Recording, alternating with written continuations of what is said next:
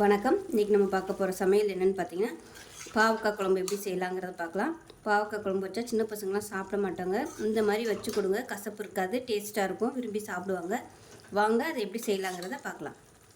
இப்போ ஒரு பேன் எடுத்துக்கலாம். பேன் சூடானதும் 1 டேபிள் ஸ்பூன் வெள்ளை எள்ளு சேர்த்துக்கலாம்.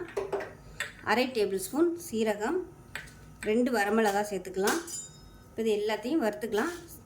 எள்ளு நல்லா படபடன்னு பொரியிற அளவுக்கு வறுத்துக்கலாம். இப்போ பாருங்கள், எள்ளு படபடன்னு பொரியுது. ஒரு பிளேட்டுக்கு மாற்றிக்கலாம். இப்போ அதே கடாயில் ஒரு 2 டேபிள் ஸ்பூன் அளவுக்கு எண்ணெய் விட்டுக்கலாம். எண்ணெய் சூடானதும் 1/4 கிலோ அளவுக்கு பாவக்காய் எடுத்திருக்கேன். இந்த சைஸுக்கு கட் பண்ணிக்கோங்க. எடுத்துகிட்டு நடுவில் உள்ள இந்த விதையெல்லாம் எடுத்துருங்க. எடுத்துகிட்டு இந்த மாதிரி 2ஆக கட் பண்ணியிருக்கேன். இப்போ இதை சேர்த்துட்டு நல்லா வதக்கி எடுத்துக்கலாம். இப்போ பாருங்கள், பாவக்காய் நல்லா வதங்கிடுச்சு. இந்த அளவுக்கு நல்லா வதக்கணும். இப்போ கேஸ் அமர்த்திட்டு இதை தனியாக வேறு பிளேட்டுக்கு மாற்றிக்கலாம். எடுத்துக்கலாம். அதில் ஒரு 3-4 டேபிள் ஸ்பூன் அளவுக்கு எண்ணெய் விட்டுக்கலாம். எண்ணெய் சூடானதும் 1 டீஸ்பூன் போல் கடுகு சேர்த்துக்கலாம். கொஞ்சமாக வெந்தயம் சேர்த்துக்கலாம். கருவேப்பிலை சேர்த்துக்கலாம். இப்போ இதில் பொடியாக நறுக்கின வெங்காயம் சேர்த்துக்கலாம். இது வந்து ஒரு 1/2 கப் அளவுக்கு இருக்கும். இப்போ கொஞ்சமாக உப்பு சேர்த்துக்கலாம். இப்போ வெங்காயம் லேசாக வதங்கிடுச்சு. 3 பல் பூண்டு தட்டி வச்சுருக்கேன், அதை சேர்த்துக்கலாம். இப்போ வெங்காயம் பூண்டு நல்லா வதங்கிடுச்சு. இப்போ இதில் தனியாத்தூள் சேர்த்துக்கலாம். அதில் 1/2 டேபிள் ஸ்பூன் அளவுக்கு தனியாத்தூள், 1 டேபிள் ஸ்பூன் மிளகாத்தூள் சேர்த்துக்கலாம்.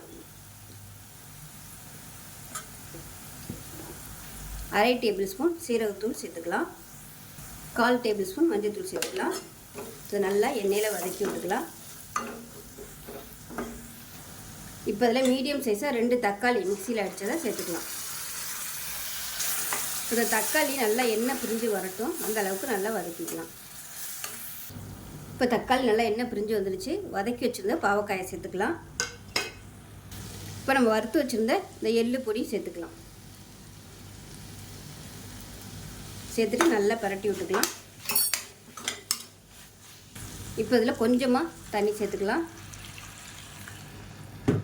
ஃபஸ்ட்டு இது வந்து கொஞ்சம் கொதிக்கட்டும். அதுக்கப்புறமா புளி தண்ணி சேர்த்துக்கலாம்.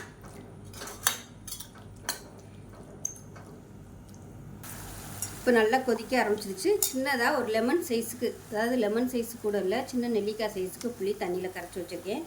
அந்த தண்ணியை அப்படியே சேர்த்துக்கலாம். தண்ணியை சேர்த்துட்டு எல்லாத்தையும் நல்லா கலந்து விட்டுட்டு மீடியமான ஃப்ளேமில் நல்லா அப்படியே கொதித்து எண்ணெய் பிரிஞ்சு வரட்டும். இப்போ பாருங்கள், நல்லா அப்படியே எண்ணெய் பிரிஞ்சு வந்துருச்சு பாருங்கள். இந்த ஸ்டேஜில் 1 டீஸ்பூன் போல் வெல்லம் சேர்த்துக்கலாம். டேஸ்ட்டு சூப்பராக இருக்கும். புளிப்பு, காரம், கசப்பு எல்லாம் சேர்ந்த சுவையில் இருக்கும். கசப்பு தெரியாது. ஸோ அருமையான பாவக்காய் குழம்பு ரெடி ஆயிடுச்சு. சாதத்தில் போட்டு பிசைஞ்சு சாப்பிட்றதுக்கு சூப்பராக இருக்கும். செஞ்சு பாருங்கள். செஞ்சு பார்த்துட்டு எப்படி இருந்துச்சுங்கிறத சொல்லுங்கள். வீடியோ பிடிச்சிச்சின்னா லைக் பண்ணுங்கள், கமெண்ட் பண்ணுங்கள், சேனலை சப்ஸ்கிரைப் பண்ணுங்கள், பக்கத்தில் பெல் பட்டனை ப்ரெஸ் பண்ணுங்கள். நன்றி.